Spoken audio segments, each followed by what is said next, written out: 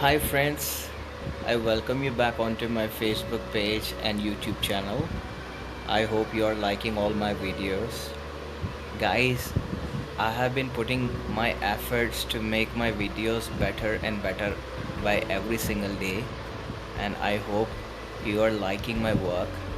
Guys, if you like my work, it's my request to like my channel, subscribe it and share it, because it is my endeavor to reach every individual and every student or a professional who aspire to work on his communication and he or she wants to improve his communication skills. So guys, this is my second video on YouTube. I hope you will like it. This video will tell you how to communicate in your daily life, because normally what happens when you try to speak with someone and you don't have the content, you don't have the vocabulary, you fumble and you tend to start talking in Hindi. You start speaking in Hindi because you don't have all these vocabularies, the sentence formation tactic. So don't worry about anything, guys. In case if you have any questions or queries that you want to put across, do let me know. I would be more than happy to assist you. So let's start today's video. In today's video, you will come to see that all these sentences that I have formed for you guys, these are the basic and common sentences that you tend to use in your daily life every day, in your family, with your friends, with your parents, and with anyone. Okay, so let's start. So the first sentence is तुम आज मेरे साथ रुकोगे. That means it is a future tense, future indefinite tense, guys. So this is how you have to make this sentence. First subject and then will and the rest of the sentence. The stay is a verb. So you will stay with me today. It's a sentence of future tense. Okay, the next sentence is क्या तुमको coffee पीना पसंद है. It's an affirmative sentence, guys. ये question है. Suppose आप किसी से क्वेश्चन कर रहे हैं क्या तुमको कॉफ़ी पीना पसंद है, तो आपको इंग्लिश में इस सेंटेंस को कैसे बोलना है. Do you like to drink coffee और do you like to have coffee. क्या तुम कॉफ़ी लेना पसंद करोगी. सो आप इसको ऐसे बोल सकते हैं, do you like to have coffee, और आप बोल रहे हैं क्या तुमको कॉफ़ी पीना अच्छा लगता है. Then you can say do you like to drink coffee. Okay okay, the next sentence says मुझे सिर्फ हरीश के साथ खेलना है क्योंकि वह बहुत अच्छा क्रिकेट खेलता है. This is a conditional sentence, guys. इसमें कंडीशन ये बता रहा है कि मुझे सिर्फ हरीश के साथ खेलना है क्योंकि वह बहुत अच्छा क्रिकेट खेलता है. So whenever if you have to use सिर्फ, ना, नी, ने, नो, जिस भी सेंटेंस के पीछे आता है उसमें आपको हैव टू प्लस वर्ब की फर्स्ट फॉर्म लगानी होती है. सो इस तरीके से आपको ये सेंटेंस बनाना है. I only have to play with Harish because, क्योंकि he plays really good cricket. I hope guys you have understood the structure of this sentence. मुझे सिर्फ हरीश के साथ खेलना है. I only have to play with Harish because, क्योंकि it's an interjection, guys. It connects two different sentences together. He plays really good cricket. Okay, let's move on. Okay, this sentence says उसकी तबीयत अचानक से ख़राब होने लगी. That means it is talking about an activity or an incident of the past. Like someone was there and his health suddenly started deteriorating. So started आप देख रहे हैं गाइस इस सेंटेंस में, ये शो करता है कि ये एक्टिविटी पास्ट में हुई थी. It's a verb start and then we have used started. So we are trying to emphasize on some activity और some accident, you can say, which happened in the past. His health suddenly started deteriorating. Deteriorating मतलब खराब होने लगना. So deteriorating is a verb. My machine starts deteriorating in the night. मेरी machine रात को ख़राब होने लगती है. Okay, so you can find the meaning of deteriorating or deteriorate in English online. In case if you want me to explain, please ask me. Okay, let's move on, guys. क्या तुम तुम्हारी गलती पर शर्मिंदा नहीं हो? It's a question. So कभी हम पूछते हैं, right? Normally we tend to ask this question to our friends and our brother and sisters. So it happens with us most of the time. But in case if we don't know how to make the sentence in English, we may stop using English. So from now onwards, guys, stop worrying about anything. You have to start speaking in English. You have to keep on talking in English, because the more you speak, the more confident you will become.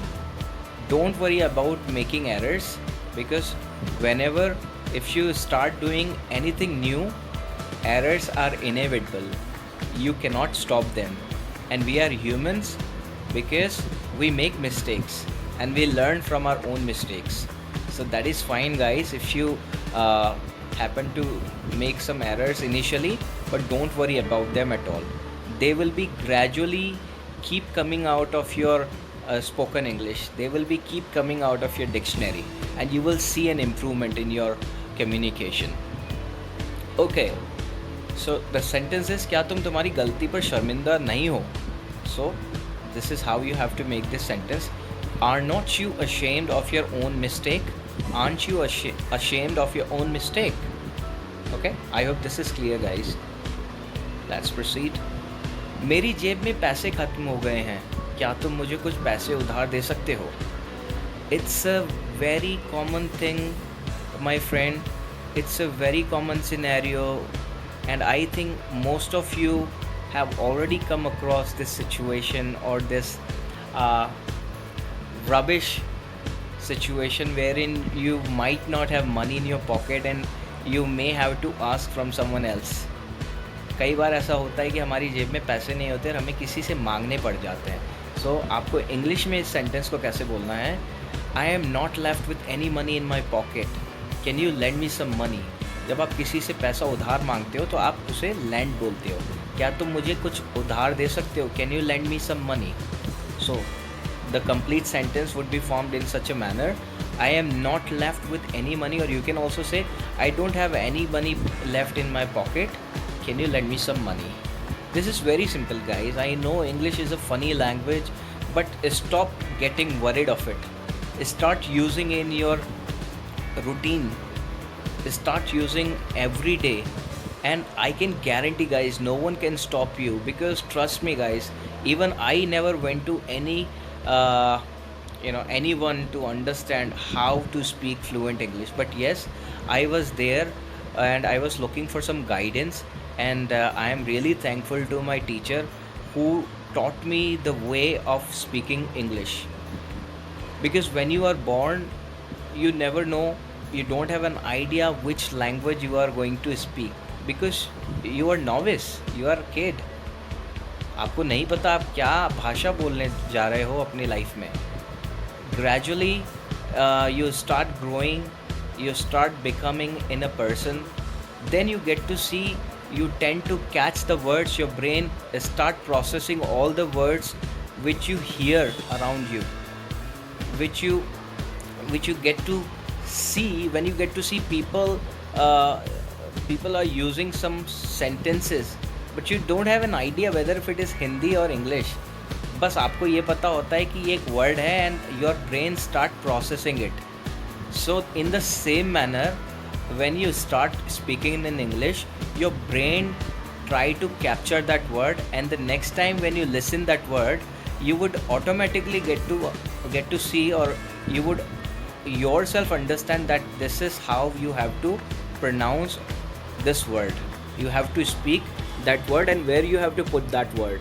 It's so easy process, guys. It's all about practice with dedication. Okay, let's move on. तुम्हारी हिम्मत कैसे हुई मेरे birthday party में आने की? How dare you come to my birthday party? Any sentence you start with तुम्हारी हिम्मत कैसे हुई, you have to start with how dare you. तुम्हारी हिम्मत कैसे हुई मुझे फ़ोन करने की, how dare you to call me. तुम्हारी हिम्मत कैसे हुई उसे धमकाने की, how dare you to threaten him. तुम्हारी हिम्मत कैसे हुई मेरी गाड़ी को हाथ लगाने की, how dare you to touch my car.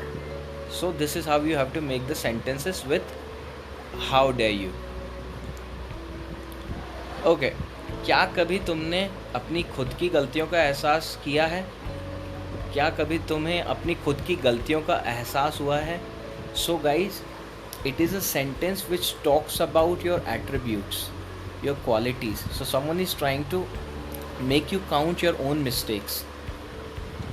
कभी आपको भी बोलना पड़ जाता है अपने दोस्तों से, क्या कभी तुझे अपनी गलती का एहसास हुआ है?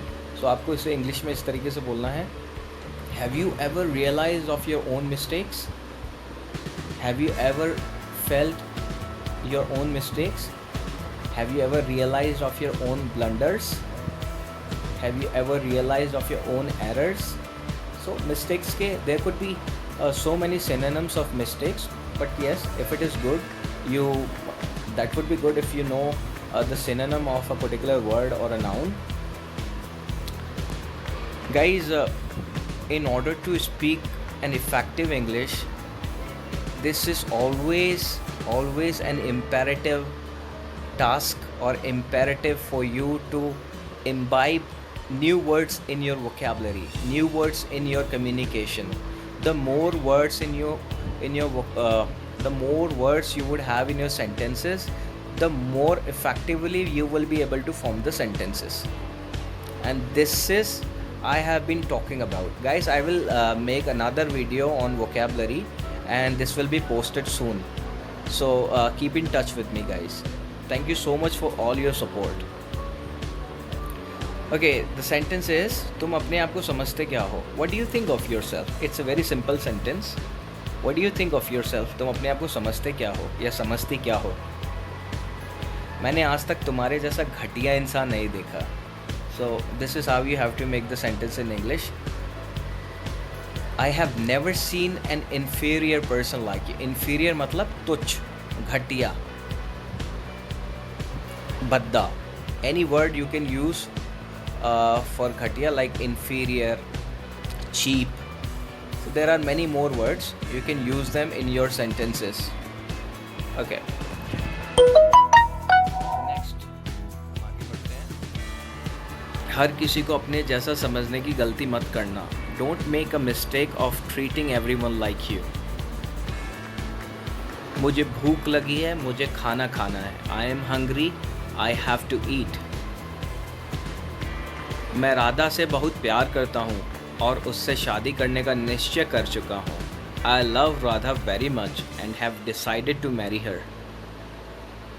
अपने मुंह से कुछ भी बोलने से पहले 2 बार सोचना चाहिए. You should think twice before you speak any word. मेरे भाई को रोज़ सुबह 5 बजे उठना पड़ता है.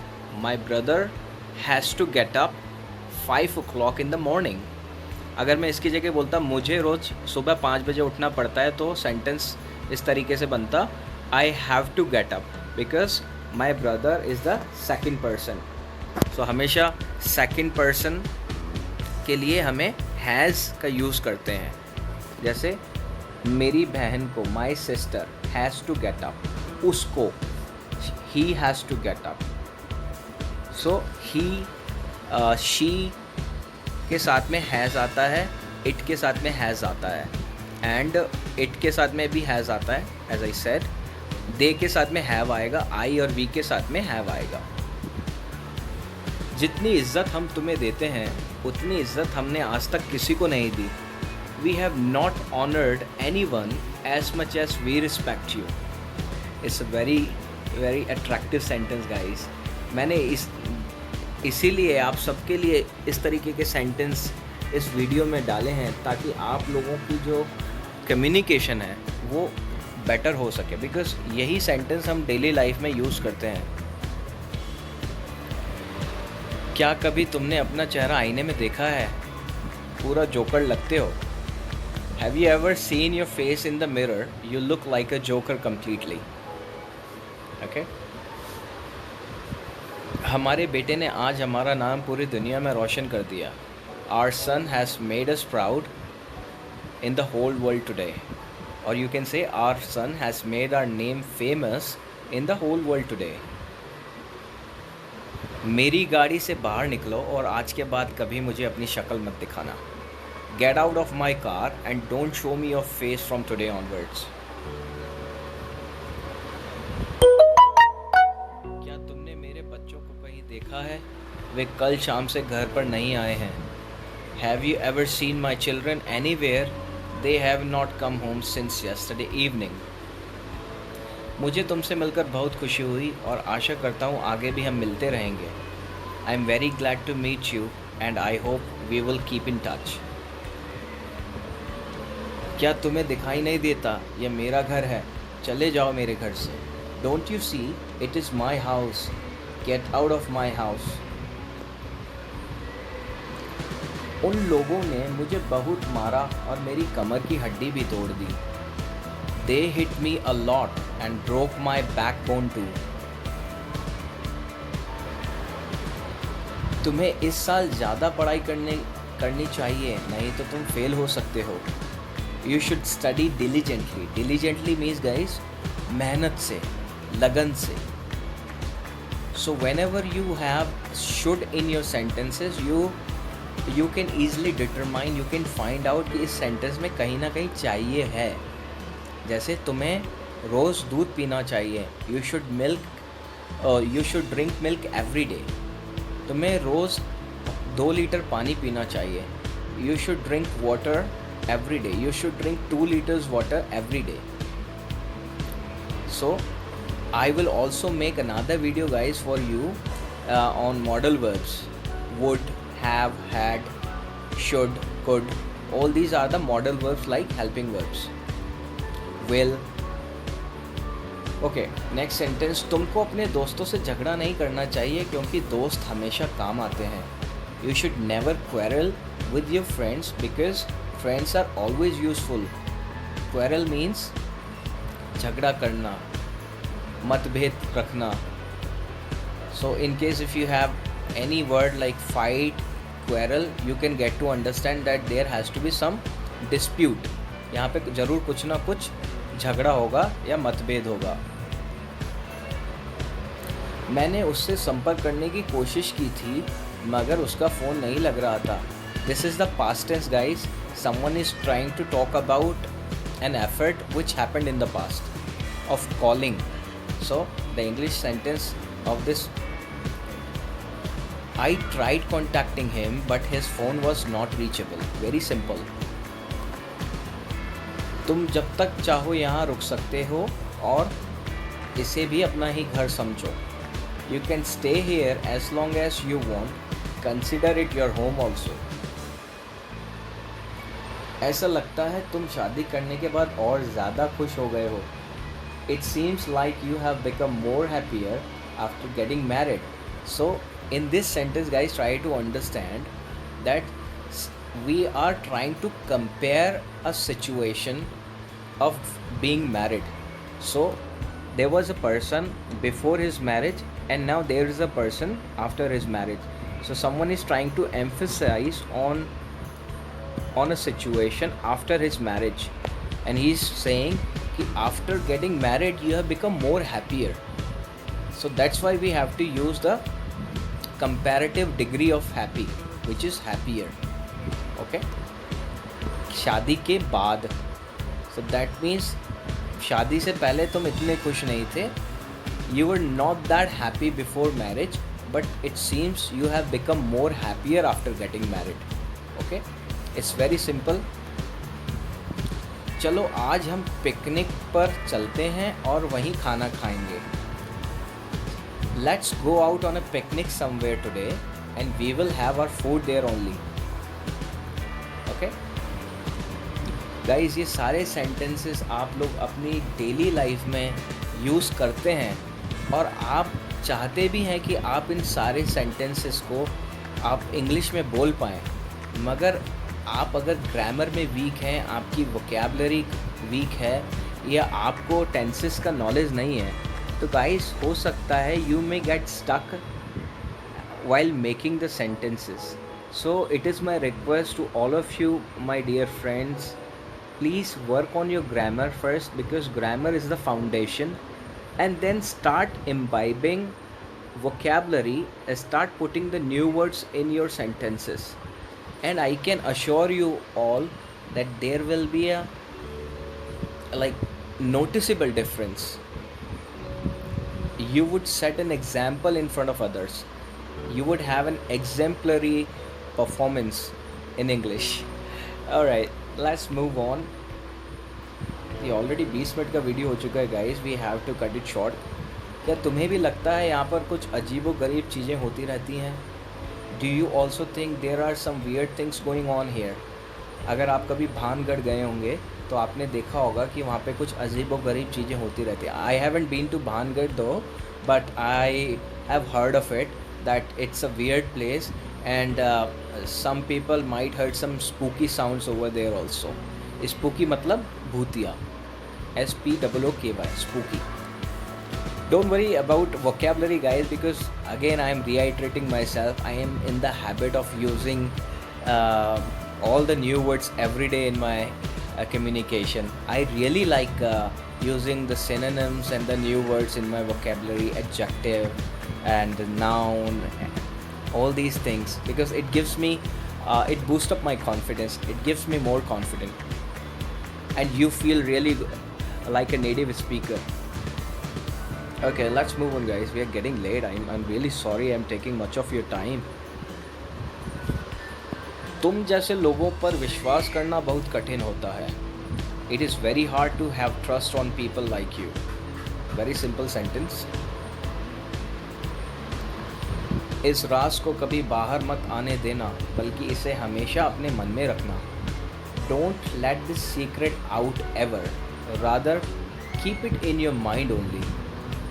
सो कभी भी हम लेट का यूज़ करते हैं तो इसका मतलब होता है आने देना, करने देना, कुछ भी. जैसे मुझे अंदर आने दो, लेट मी कम इन, मुझे बाहर जाने दो, लेट मी गो आउट, मुझे खाने दो, लेट मी ईट, मुझे कॉल करने दो, लेट मी कॉल. इस राज को कभी बाहर मत आने देना, that means don't let this secret out ever. So whenever if you are using let in your sentences, that means उस सेंटेंस में कहीं ना कहीं कुछ करने देने या कर पाने की बात हो रही है. जैसे तुम्हें उसको पास होने देना है, you have to let him pass. तुम्हें उसे अंदर आने देना है, you have to let him come inside. Okay okay, next sentence is मुझे तुम्हारे बारे में चिंता हो रही है, ऐसा लगता है कुछ भयंकर होने वाला है. I am worried about you, it looks like something terrible is going to happen. जब भी हम किसी एक्टिविटी या किसी इवेंट की बात करते हैं जो होने वाला है, सो हम इज़ गोइंग टू यूज़ करते हैं. मैं खाने वाला हूँ, I am going to eat. मैं खेलने वाला हूँ, I am going to eat. Interval होने वाला है, interval is going to happen. और छुट्टी होने वाली है, we are going to leave. हम छुपने वाले हैं, we are going to hide. So any activity, any incident or any event have going to happen, that means कुछ होने वाला है. सो इस सेंटेंस में ये बोल रहा है कुछ भयंकर होने वाला है, so something terrible is going to happen in future. अगर मैं बोलता कुछ भयंकर होगा, so I would have used something terrible will happen. Okay, I hope guys you are liking my video and you are able to understand the concept I have utilized in my video. I hope it would be really easy for you to get it. Okay, क्या तुम अपना homework पूरा कर चुके हो? It's a present perfect tense. Have you completed your homework? मैं सुबह से अपने बच्चों के साथ खेल रहा हूँ. I have been playing since morning with my kids. ये टेंस जो है गाइस, ये कुछ एक्टिविटी की बात कर रहा है जो कुछ समय पहले स्टार्ट हुई थी और अभी तक चल रही है. That means this tense is present perfect continuous tense. I have been playing, अगर आई की जगह मैं वी लगा देता, हम सुबह से बच्चों के साथ खेल रहे हैं, तो ये हो जाता we have been playing since morning with our kids. और अगर इसकी जगह मैं सेकंड पर्सन लगा देता, राम सुबह से अपने बच्चों के साथ खेल रहा है, राम हैज़ बीन प्लेइंग, इसमें हैव की जगह हैज़ आ जाता. Okay, next one. तुम्हें कुछ खा लेना चाहिए क्योंकि तुमने सुबह से कुछ नहीं खाया है. You should eat something. Again guys, इस सेंटेंस में चाहिए है, आप देख रहे हैं तो शुड आ गया है. You should eat something because you have not had anything since morning. Okay guys, since का मतलब मैं आपको बता देता हूँ. कभी भी आप किसी पर्टिकुलर टाइम की बात कर रहे हो, जैसे 2 बजे से, संडे से, सुबह से, शाम से, या किसी पर्टिकुलर सन की हम बात कर रहे हैं 1990 से, then you have to use since. और अगर आप किसी स्पेसिफिक टाइम की बात नहीं करो, आप बस एक ड्यूरेशन बता रहे हो कि मैं 2 घंटे से खेल रहा हूँ या मैं कुछ देर से खेल रहा हूँ, तो you have to use for. Okay, let's move on. क्या कल मैं राम के साथ खेल रहा होऊंगा? It is a future perfect continuous tense. Will I be playing with Ram? Very easy sentence. तुम चाहो या ना चाहो, तुम्हें जॉब तो करनी पड़ेगी. सो गाइस, जब भी इस प्रकार के सेंटेंसेस आप देखते हैं, आप यूज़ करते हैं, तो इसमें वेदर का यूज़ होता है. WHETHER. WEATHER वो वाला वेदर नहीं, वो वेदर मौसम हो जाता है. सो WHETHER वेदर इसमें यूज़ होगा. Whether you want or not, you will have to do this job. किसी भी सेंटेंस के पीछे पड़ेगा, पड़ेगी, पढ़ेंगे आता है, तो उसमें will, have, to plus verb की थर्ड फॉर्म आती है. सॉरी, प्लस वर्ब की फर्स्ट फॉर्म आती है. I am really sorry guys, verb की फर्स्ट फॉर्म उसमें आती है. So whether you want or not, you will have to do this work. चाहे कुछ भी हो जाए, मैं यह नौकरी पा के रहूँगा. Whatever happen or whatever may be, I will have to grab this job.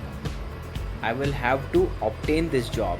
Okay, so verb की फर्स्ट फॉर्म आती है इसमें विल हैव टू के साथ. खराब मौसम होने के बावजूद भी हम बाहर खेलने गए और बीमार पड़ गए. जब भी किसी भी सेंटेंस में बावजूद आता है गाइस, उसमें आपको डिस्पाइट लगाना होता है. सो खराब मौसम होने के बावजूद, so that sentence will start with despite. Despite the bad weather, we went to play outside and got sick. So इसमें एक एक्टिविटी की बात हो रही है जो अगेन पास्ट टेंस में हुई थी, मगर यहाँ पे एक कंडीशन ये लगा रहा है. ख़राब मौसम था फिर भी हम बाहर गए. That means despite the bad weather, we went, past tense आ गया, go, went, gone, second form of go, to play outside and got sick, और बीमार पड़ गए. गाइस, जैसे जैसे आपको फॉर्मूलाज, आपको स्ट्रक्चर पता लगते जाएंगे, the moment you get to see the sentence, it would be really cupcake for you to form the sentence in English, to create the sentence. The moment you start utilizing all these structures and the sentences, vocabulary, and once you have the strong command or strong knowledge on grammar, then it would be really easy task for you. I can guarantee guys, don't worry about it. Easily आप कर पाएंगे. Yeah.